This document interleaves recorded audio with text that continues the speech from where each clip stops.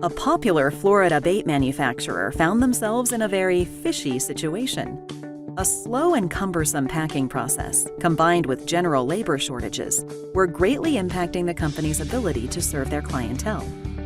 Before contacting Mac Papers and Packaging, 8 workers painstakingly assembled chipboard boxes, loaded worms into them, and labeled each box manually.